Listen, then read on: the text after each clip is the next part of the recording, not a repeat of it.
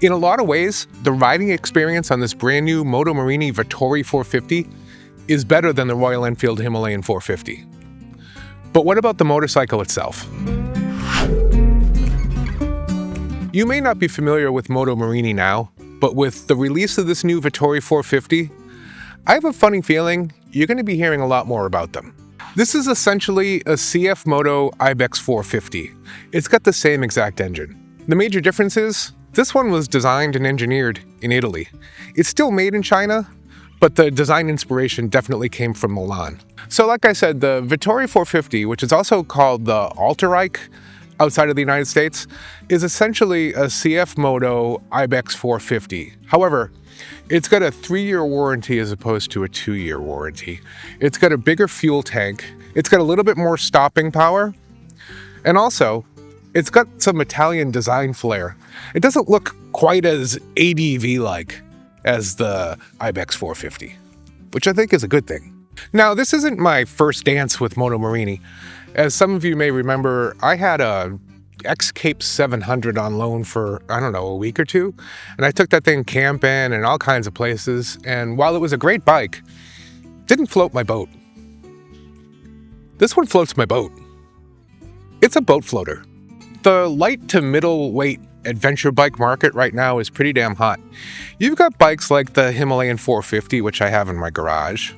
You've got the up-and-coming BMW F450 GS, which I think launches later this year. And that's probably going to be a big deal. You've got the CFMoto Ibex 450, or whatever it's called, the MT 450. I don't know names.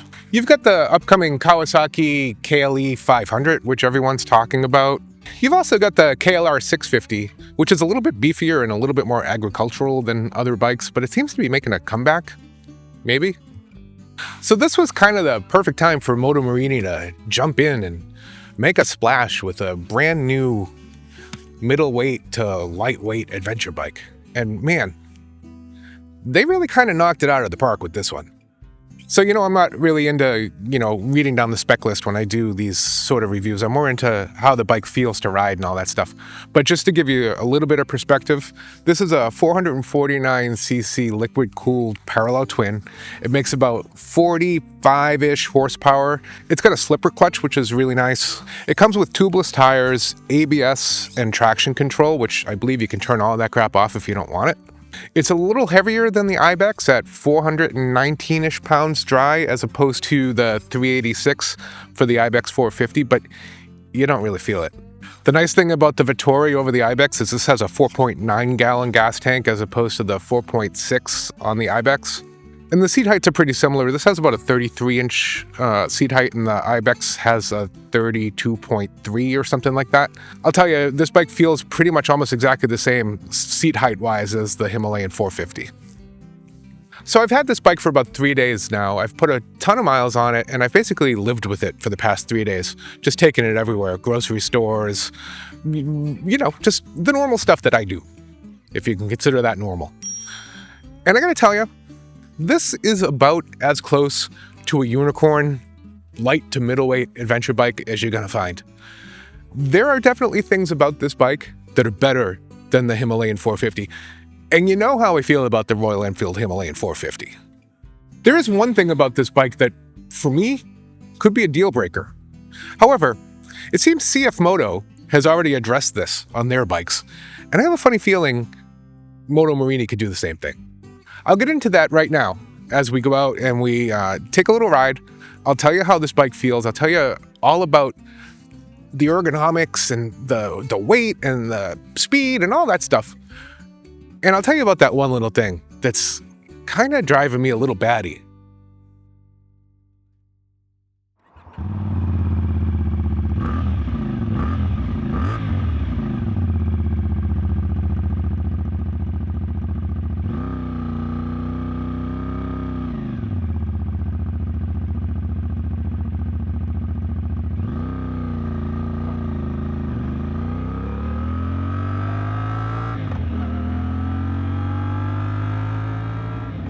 Okay, so the first thing you notice when you get going on this bike is it sounds pretty sweet.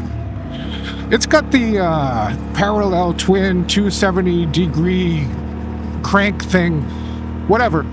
It sounds good. It sounds deep and throaty.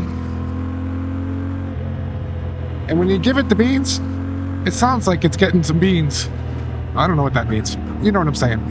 The power delivery on this motorcycle is really linear, meaning when you apply the throttle, it just accelerates in a very consistent manner. It doesn't like jerk around and, you know, start off slow and then get fast or anything like that. It's really nice and progressive. I'll talk about that one thing about this bike that really bugs me that needs fixing, because it's related to that, but I'll get to that in a minute. Handling wise, it handles like a dream. It's super nimble.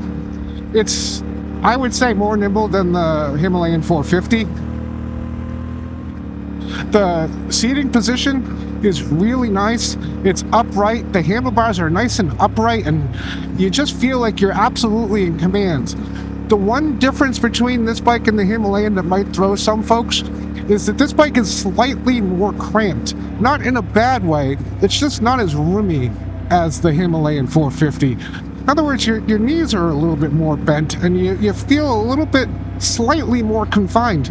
But, you know, it's not a bad thing. In a way, it adds to how confident you feel when you're riding this bike. You just feel like you're this tight package riding down the road, doing your thing.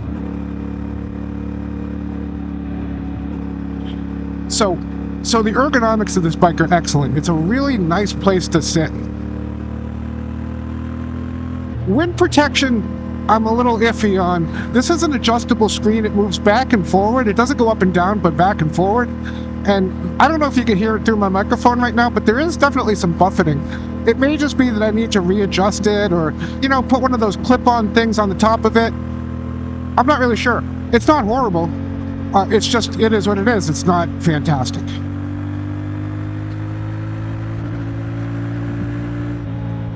So it's got, I believe, fully adjustable suspension front and rear. I haven't touched it, and I have zero complaints about the suspension on this bike. I'm not much of a suspension snob, so I can't really tell you whether this is perfect suspension or not. What I can tell you is it's really good. Not as good out of the box, I don't think, as the Himalayan. The Himalayan has really excellent suspension, even though it's not adjustable really at all, except for preload in the back.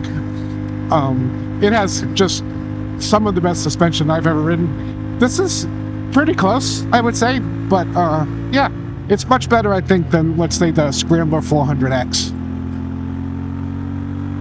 In fact, if I were going to compare this against the Scrambler 400X, if I had to choose one, I would definitely take this bike. All things aside, styling, potential reliability issues, you know, belief in the company. I'm a big Triumph fan, everyone knows that. But just purely riding experience-wise, I would take this bike, I think. Oh, okay, that was a big one. That was a giant pothole, and the bike handled it pretty well. I still have most of my kidneys. Also, since this is a loaner bike, I have it on loan from Moto Morini for a few days. It's still in its braking period, so I can't really wind it out. You know, I want to be respectful. As much as I want to, I need to keep it somewhat under wraps.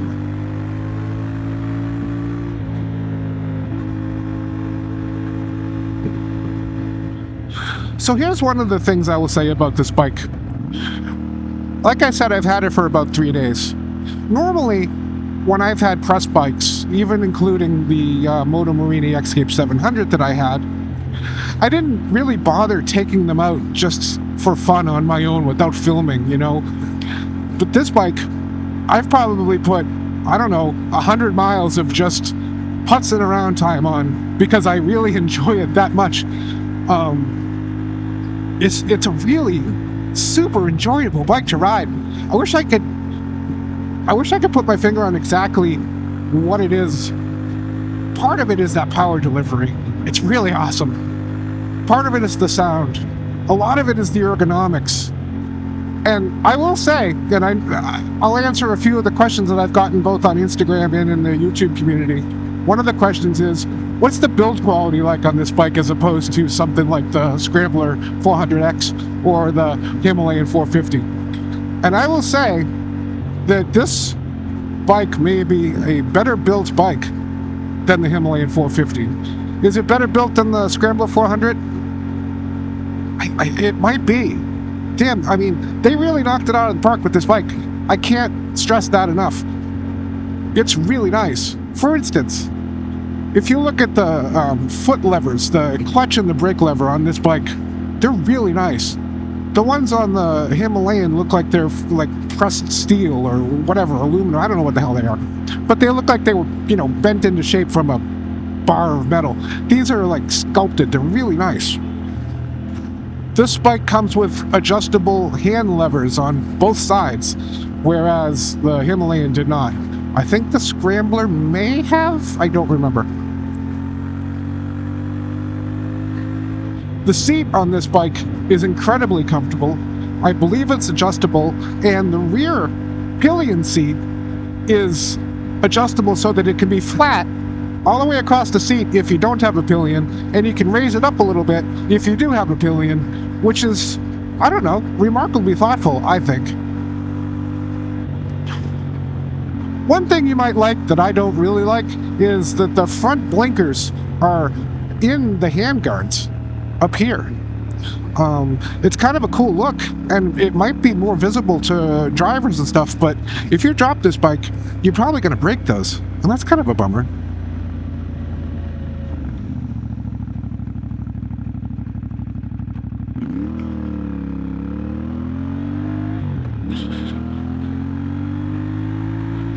I'm not sure I would say this bike is much faster than the Himalayan 450. I had it on the open road earlier, and I was up at 80 miles an hour, and it felt like it had a little bit more to give. Probably get up to about 90, 95 miles an hour, I would assume. And I know I can probably get at least that, if not a little bit more on the Himalayan. But top speed really isn't my concern. It's how you get there. And this bike gets up to top speed pretty nicely. It's also really, really planted on when you're going fast. Like, more than the Himalayan, more than the Scrambler 400, which I thought was really super nicely planted at speed. This bike, it's like a rock, man. It's really nice. I could definitely see munching a ton of miles on this bike. The one fatal flaw about long distance touring with this bike is it doesn't have cruise control, and I don't think that there's any way to put it on it because it has a regular cable actuated throttle as opposed to ride-by-wire. And that brings me to the one thing about this bike that for me is kind of a deal breaker, but I don't think it's terminal, and that is the low speed snatchiness you get out of the throttle. Let me demonstrate. So, oh, by the way, the brakes are really nice. So the one thing is, so if you look at the RPMs right now, you can see they're right about 1500, right? And if you just goose the throttle even just a little bit, it shoots right up. There's no in between like 1500 and like 2500 to 3000. It's way too twitchy. So what that translates into is when you go to take off from a stop, or if you're in stop and go traffic, or you just want to putz around like I do, it's really uncomfortable. So it's not, yeah, once you get used to it, like I have, it's not as big of a deal, but it's that, you feel that? I know you can't feel it, but can you see it, like how chunky it is when you release the clutch? Because the RPMs, go down pretty fast, right? And then as soon as you hit the throttle, they jump right back up. There's no in between. It's not gradual enough on the very, very low end. And it makes for really uncomfortable riding when you just want to putz around like I do. Like, see, I like to stop. I like to stop and smell the roses. You know what I'm saying? I like to get into first gear and just kind of putz. And if you can keep it at a certain speed, fine. But if you go off, it's bucks. And then when you, oh God, if you're not careful with the throttle, it's like a stallion. It just wants to run. And it really ruins the experience of just relaxing on a quiet country road like this. Take it in the world. Now, I did some research, and it turns out that CFMoto, and since this is basically a CFMoto, I'm hoping this translates, but CFMoto released some sort of software fix that totally eliminates, or at least mostly mitigates, that choppiness on the low-end throttle. And a lot of people have reported great results. So I'm hoping they can implement something like that on this bike, because I gotta tell you, if they can fix that, man, there's not a whole lot else wrong with this bike. It's really good. All right. Y'all want to get a little crazy? Y'all want to get nuts? I wasn't planning on doing this, but this bike is so good, and I feel so confident on it, I'm gonna go find some dirt. So I didn't ask Moto Morini if that was okay. However, I have seen a bunch of other videos with people with Moto Morini press bikes, and they've beaten the living hell out of them. So I think a little bit of a gravel road isn't going to be too much of a problem. Let's find out, shall we? On the way to the gravel road, though, I do have to stress again how nicely this bike handles. I'm going a little faster than I should be on this road, and boy, I'm 100% confident that this bike can handle it. I mean, I know I'm not like racing MotoGP over here or anything, but this is a pretty bumpy road. It's got its twists and turns. It's moist. And I'm not used to this bike completely, and yet I feel 100% confident. It's part of it is you feel like this is a super light bike, even though it's not super light. It just feels like it weighs about 10 pounds.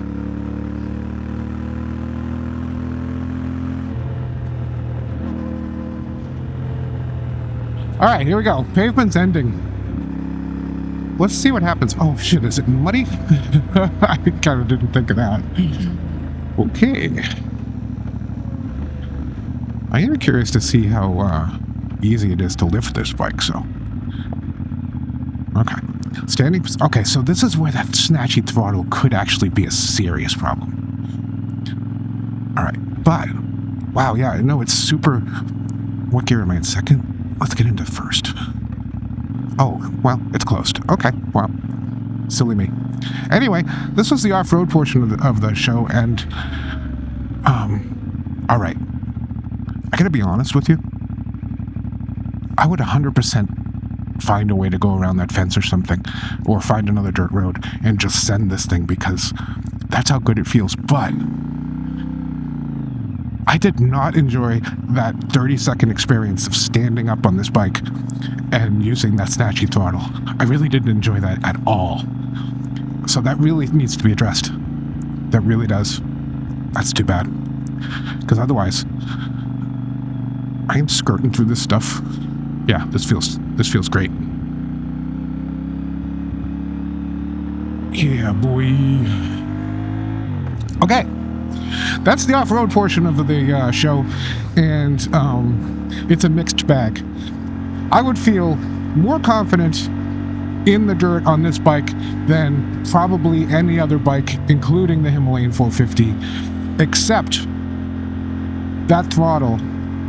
Nope, that's a deal breaker in the dirt. So that really does need to be addressed. You're standing up, you're going at a low speed, and you twitch that throttle, and you feel like you're gonna go ass over tea kettle. Yeah, that sucks, man. Ugh.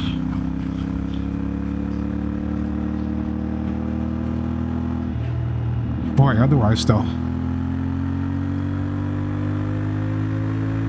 Yeah. Wow, is this bike fun? It's just fun. Now, let's address the elephant in the room here. Or at least it's an elephant for me. Small elephant. It's like a baby elephant. The big question is, could this be, is this a journey bike? Is this the type of bike that I would like to take across America, or, to the grocery store, or whatever those journeys that I talk about might be. Micro adventures, big adventures, all kinds of stuff. Does this bike have character? Does it have soul? Does it have that look behind factor, you know, when you park it and you're walking away from it, but you can't help but turn around and look at it? Well, let's address all of those things. First, does it have character? Yes. It has a nice, throaty little engine that, I don't know. It just speaks to me. It speaks to me in a similar way that the Sherpa engine does on the Himalayan 450. You know, I love that engine. I think that engine is one of the best engines that I've ever ridden, even though it's tiny and, you know, one cylinder and all that stuff. I love that engine. I just love the character of that engine. And this engine is different in so many different ways. But just because it's different doesn't mean it's bad. It's really good. I mean, like, really good. I'm really enjoying it. So, the engine has character. The bike itself has character in that, you know, it's like designed and engineered in Italy, where I happen to be designed and engineered, so I have a thing for that. I think quality adds to the character of a bike, and this bike definitely has quality. More than you might think for a Chinese manufactured bike, like a lot more. You know, the personality of the way that it handles itself adds to its character, and this bike has it. It has character. Does it have as much character as like my Moto Guzzi V7? No, of course not. Does it have soul? Well, this is a really difficult question to answer. As far as like heritage and stuff, the history of the brand, you know, Moto Morini was sold to a Chinese company a few years ago, and so the company is basically headquartered in China, but they still have design and engineering in Italy. So, you know, it does have a little bit of that Italian soul and that Italian flair, and like I said, that Italian design. But does it have soul? Royal Enfield has soul because I know the owner of Royal Enfield is like on social media looking to see what people say about his company, right? I know that the Royal Enfield factory is in India, and if I really wanted to, I could go visit it.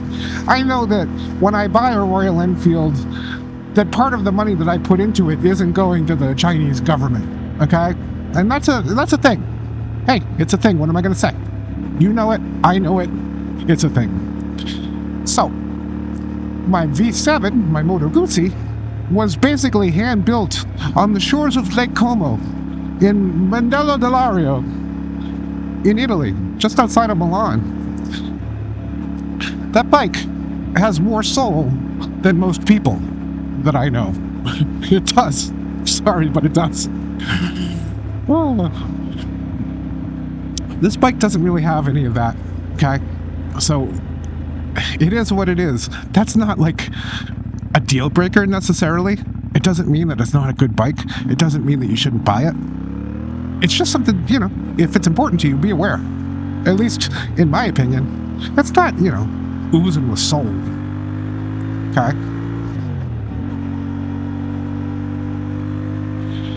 Now, does it have that look-back factor? Here's where things get even more interesting. When I had the X-Cape 700, and I'm not here to trash the X-Cape 700 because it was a really good bike, but for me, I don't know, it just didn't do it. It looked like your generic ADV. I don't know, whatever. This bike, I think it's beautiful. If you're into this style of bike, now I'm into a lot of style of bikes. This obviously is a lot different than my Moto Guzzi, right?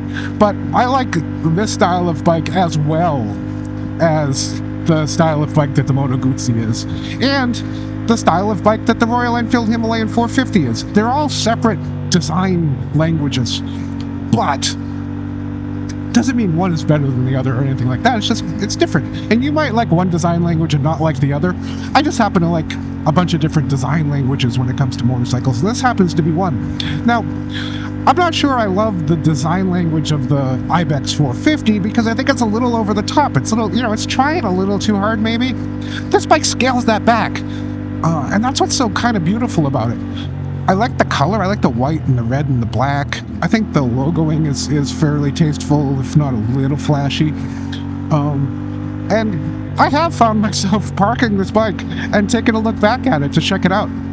It's happened numerous times in the past 3 days that I've had it. So, your mileage may vary on whether you think this bike has, curb appeal, if you will. But I actually think it's quite handsome. All in all, this bike gets the bug splat of approval. I really like it. Do I like it more than the Royal Enfield Himalayan 450?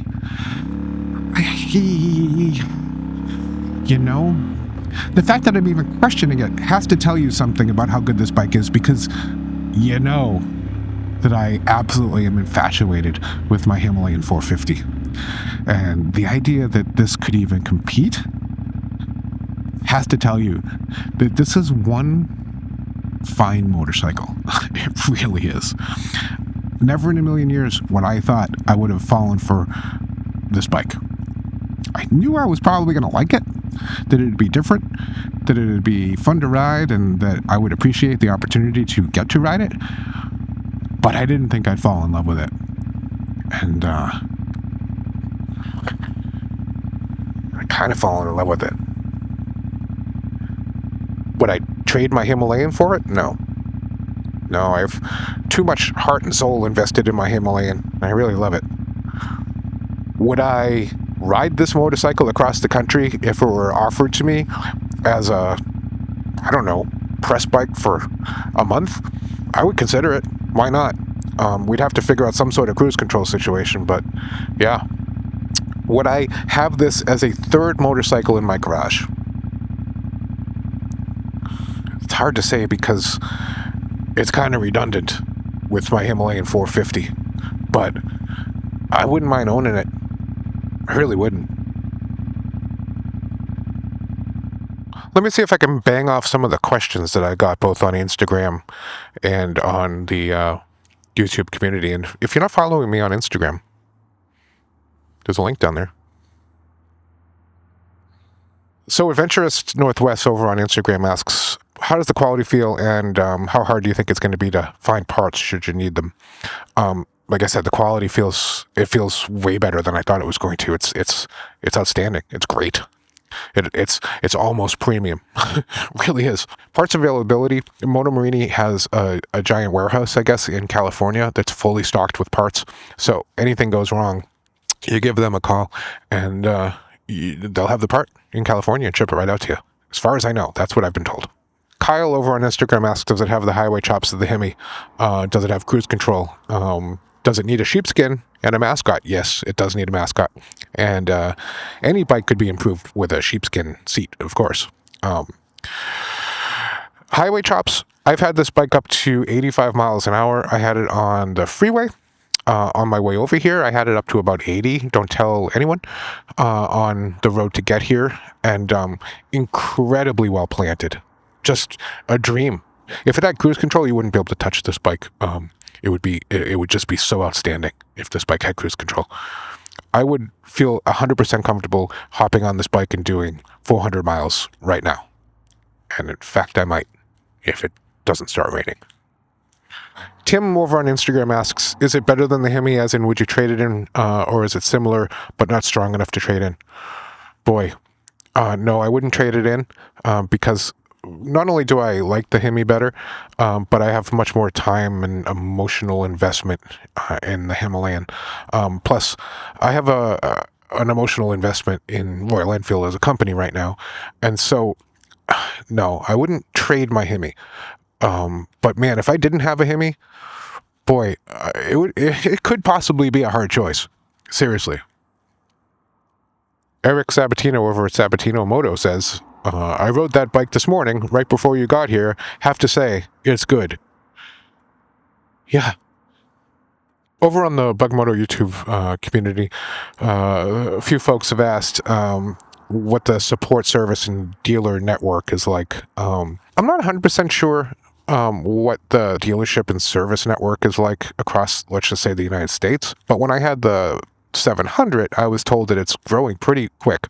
Now, the other thing is, considering that basically this is a CFMoto Ibex 450, does that double the amount of service opportunities you have across the country? I don't know. I would have to ask, but it's not unreasonable to think that if something went wrong with this engine, you could either find a Moto Morini dealership or a CFMoto dealership, and both of them would be able to take care of you. So you got that going for you. To Go Philippines over on YouTube asks about shifting acceleration smoothness. Shifting is a dream, and the clutch is super light. It's like a one finger job. Like, it's easy. I could do it with my pinky. It's super light and super nice. And the shifting is it's just normal shifting. There's nothing good or bad. I don't think it's just shifts.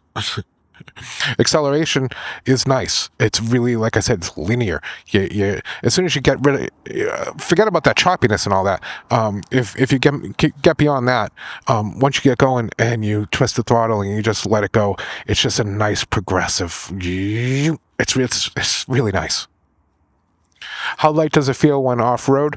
Well, in the 30 seconds that I had it, I would say it would be outstanding if they can fix that throttle issue. Right now, that throttle issue is a deal breaker for me going off-road. I wouldn't feel safe standing and having that jerky throttle like that. Does it carry its weight high or low? That's a really good question. It carries its weight well, is what I would say. I don't think it's particularly high. It's not low like a boxer engine or anything like that. It feels like a relatively light bike, totally easily manageable. It's nice. Jay Pauly says, I'm not worried about specs, just want an overall opinion on comfort and rideability. Yeah, me too. That's what I tried to give you. Just to reiterate, it's super comfortable. The seating position is really nice. The handlebars are nice and upright. You feel like you got a commanding grasp of the bike. And supremely rideable is what I would say. It's the kind of bike that you want to ride. I've just been riding the hell out of it the past couple of days, and I'm really enjoying it. Anyway, that's some of the questions that folks have asked about this bike, and I'm always happy to answer them, so thanks for doing that. So to wrap this up, I am super impressed with this bike. I really like it. I wouldn't mind holding on to it for, a month or 6 and really putting it through its paces. But at the same time, this bike is pretty hot right now. A lot of people want to buy it. And so I'm going to have to return this to the dealership in the not so distant future. And I got to say, I'm honestly going to miss it. I really am. It was a super enjoyable experience. I've always wanted to try the Ibex 450, and I'm glad I got a chance to try it in this form, the Moto Morini Vettore 450. A really excellent bike that, for a lot of people, could probably approach unicorn status because it's just that good and versatile and well built. And if they can work out the snatchy throttle situation, boy, they've really got something good on their hands. If you enjoyed this video and videos like it, I hope you'll consider subscribing and hitting that like button. And I'll catch you on the next one.